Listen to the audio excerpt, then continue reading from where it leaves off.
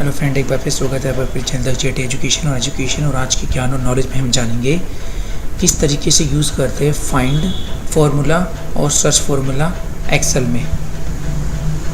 Start करने से पहले अगर आप मेरे चैनल पर न्यू हैं तो प्लीज़ सब्सक्राइब ज़रूर कीजिए ताकि आपको आने वाले अपडेट्स और लेटेस्ट वीडियो ऑटोमेटिकली मिलते रहें और बेल नोटिफिकेशन को ज़रूर प्रेस करें। तो फिलहाल अब हम स्टार्ट करते हैं अपनी वीडियो को। तो एक्सेल में हम सीखेंगे फाइंड और सर्च फार्मूला और दोनों में अंतर क्या होता है वो हम जानेंगे। अब फाइंड फार्मूला करता है क्या है कि एक्चुअली इसका बेसिकली यूज़ होता है कि जो हम एक टेक्स्ट होता है, जो स्ट्रिंग होती है, उस भी जो हम ढूंढना चाहते हैं उसके सब स्ट्रिंग जो उसका एक पार्ट होता है उसकी पोजीशन सर्च करने के लिए हम एक्चुअली फाइंड फार्मूला का यूज़ करते हैं।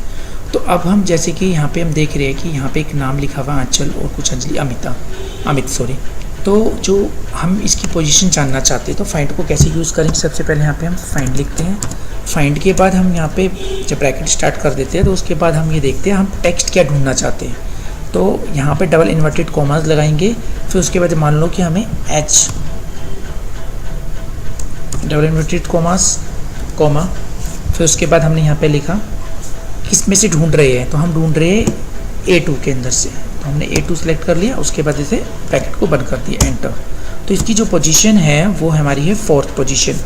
A, N, C और H, जो H जो आ रहा है अल्फ़ाबेट वो चौथी पोजीशन यानी फोर्थ पोजीशन पे आ रहा है। तो इसकी पोजीशन हमारे को पता लग गई। इस तरीके से हम सर्च कर सकते हैं किसी की एक पोजीशन पर्टिकुलर अल्फ़ाबेट की या एक स्ट्रिंग की जहाँ पोजीशन जो स्टार्ट हो रही है एक्चुअली। ठीक है, ओके फ्रेंड्स, ये होता है हमारा फाइंड फार्मूला। हम बात करते हैं सर्च फार्मूले की। सर्च में भी कुछ सिमिलर ही होता है बिल्कुल इसकी तरीके से कि ये भी एक हमारी जो लोकेशंस होती है, उसकी पोजीशंस होती है, उसकी ये बाहर निकालता है, उसे बताता है उसकी पोजीशन क्या है। तो इसका भी सेम तरीका आप यहाँ पे सर्च लिखेंगे। सर्च लिखने के बाद आपको यहाँ पे क्या ढूंढ रहे हैं, जैसे मान लो हमने ढूंढा यहाँ पे एन को, तो यहाँ पे हमने डबल इन्वर्टेड कॉमास फिर एन लिख दिया, फिर उसके बाद डबल कोट और कोमा। उसके बाद हमने किस में से ढूंढ रहे हैं वो हमें यहाँ पे मेंशन करना होगा। तो हमें इसमें से K2 में से ढूंढना है, ब्रैकेट बंद करके एंटर कर देंगे। तो ये हो गया, इसने इसकी पोजीशन बता दी, ये फोर्थ पोजीशन पे है कि।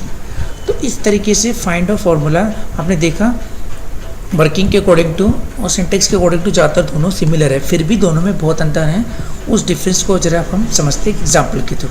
एक्चुअली सबसे पहली इंपॉर्टेंट चीज़ कि एक तो जो हमारा फाइंड फार्मूला है वो एक केस सेंसिटिव है। अब केस सेंसिटिव का मीनिंग होता है कि A to Z हो गए, ये स्मॉल और कैपिटल दोनों अलग होती हैं। अगर मैं किसी का नाम अमित लिख रहा हूँ और वही अगर मैं स्मॉल में अमित लिख दूँ लाइक दिस, मान लो मैंने यहाँ पे इसे स्मॉल में अमित लिख दिया, तो ये दोनों अलग हैं। जबकि जनरली ह्यूमंस के अकॉर्डिंग टू ये क्या होगा, सेम है, क्योंकि नाम अमित ही है, लेकिन एक्चुअली हमने जो इसमें लिखा है अमित कैपिटल में लिखा है और वो स्मॉल में लिखा है। तो ये जो फाइंड फार्मूला होता है ये केस सेंसिटिव होता है। पहली इसकी लिमिटेशन क्या है, केस सेंसिटिव, कि ये अपर टू अपर में ही लेगा, स्मॉल टू स्मॉल में ही लेगा इसको। ओके, अब हम इसको क्या करेंगे, सबसे पहले हमने यहाँ पे इक्वल का साइन लगाया, फाइंड लिखा। फाइंड के बाद हमने यहाँ पे किसको ढूंढ रहे हैं हम,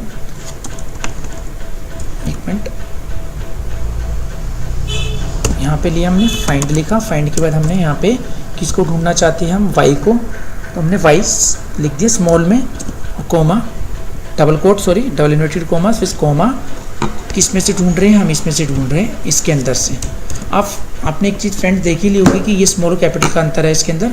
तो यहाँ पे आपको करना है क्या है, एंटर करो। ये देखिए तो एरर आ गई, यानी कि अगर जो मेरा टेक्स्ट अगर स्मॉल में है और मैं कैपिटल में वहाँ पे कुछ एक वर्ड सर्च कर रहा हूँ तो वो नहीं ढूंढेगा, यानी केस सेंसिटिव है, ये लिमिटेशन है। क्योंकि मेरा जो नाम है वो कैपिटल में है और मैं जो सर्च कर रहा हूँ वाई वो स्मॉल में है, वो है तो सही, पर एक्चुअली केस सेंसिटिव होने के चक्कर में इसमें रिजल्ट नहीं आएगा।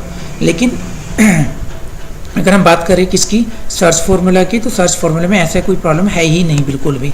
अब हम इसके अंदर कर लेते हैं। हमने यहाँ पे करा सर्च, तो सर्च क्या हुआ, केस सेंसिटिव है ही नहीं। सर्च को लिया हमने, सर्च के बाद अपने किसको ढूंढ रहे हैं, इसमें हमने ढूंढा एन को, डबल इन्वर्टेड कॉमास कोमा। किस में से ढूंढ रहे हैं, इसमें से ढूंढ रहे हैं, K3 में से, उसको बंद कर देंगे। तो देखा फ्रेंड्स, उसने हमारी पोजीशन बता दी। तो यानी कि जो हमारा फाइंड फार्मूला है वो केस सेंसिटिव है और जो हमारा सर्च फार्मूला है वो केस सेंसिटिव नहीं है। तो उससे कोई फ़र्क नहीं पड़ता कि स्मॉल या कैपिटल, उससे कोई इशू नहीं है। अब दूसरी क्या है कि ये जो है ना वाइल्ड कार्ड्स के साथ यूज़ नहीं होता। वाइल्ड कार्ड्स हमारे दूसरी प्रॉब्लम क्या है इसकी, it does not work with wild card.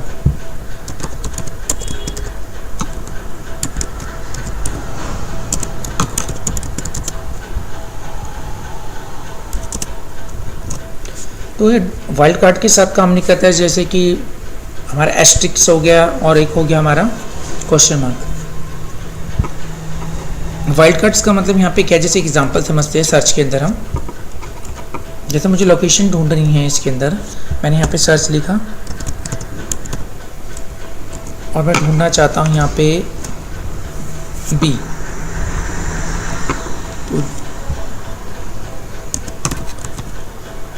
तो मैंने बुध लिख दिया, बुध एस्ट्रिक और दिल्ली।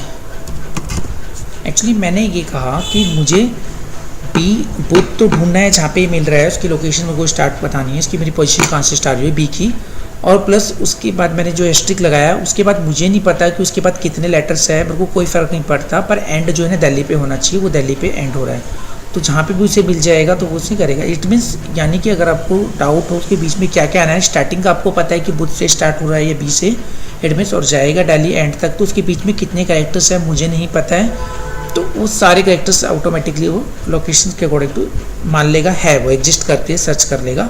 तो ऐसे रिगार्डलेस रखने के लिए तब हम क्या करते हैं, ये एस्ट्रिक्स का साइन लगा देते हैं जिसे हम स्टार का साइन बोलते हैं। फिर उसके बाद हम किस में से ढूंढ रहे हैं, इसमें से ढूंढ रहे हैं, तो ये मेरी पोजीशन बताएगा। तो ये अगर हम बात करें तो बी जो स्टार्ट हो रहा है वो 6 पोजीशन से स्टार्ट हो रहा है, तो कैसे हो गया 1 2 3 4 5 6, तो आपकी जो बी आ रहा है वो 6 लोकेशन पे है उसके स्टार्ट होने पे, क्योंकि स्पेस बी इसमें काउंटेबल होते हैं, पहले मैं आपको क्लियर कर दूँ इसके अंदर। ओके फ्रेंड्स, ये अल्फ़ाबेट काउंट नहीं करता, A to Z सारी चीज़ों को काउंट करेगा, जो आपका स्पेस होगा अंडरस्कोर होगा या आपने कुछ क्वेश्चन करा वो सारे आपके क्या होंगे अल्फ़ाबेट्स होंगे, उनको सबको ये काउंट करेगा। तो ये चीज़ होती है कि हमारा जो है फाइंड फार्मूला वो काम नहीं करेगा किसके ऊपर, एस्ट्रिक के ऊपर। देखते हैं हम इसे यहाँ पे एक बार अप्लाई करके, अगर आपको ढूंढना तो इक्वल फाइंड, फिर हमने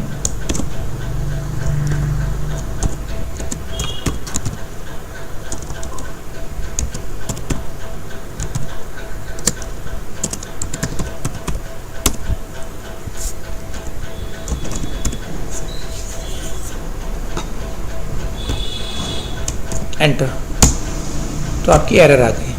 तो आपको 2 लिमिटेशन और 2 डिफरेंस पता लग गए कि फाइंड कभी भी वर्क नहीं करेगा अगर केस सेंसिटिव की प्रॉब्लम है, उसमें केस सेंसिटिव के साथ ये वर्क नहीं करता, यानी कि अगर स्मॉल है तो स्मॉल में ही और कैपिटल है तो कैपिटल में ही, और जबकि सर्च को इससे कोई इशू नहीं है, वो एक तो वाइल्ड कार्ड्स के साथ वर्क करेगा, साथ ही साथ वो केस सेंसिटिव को इग्नोर करता है।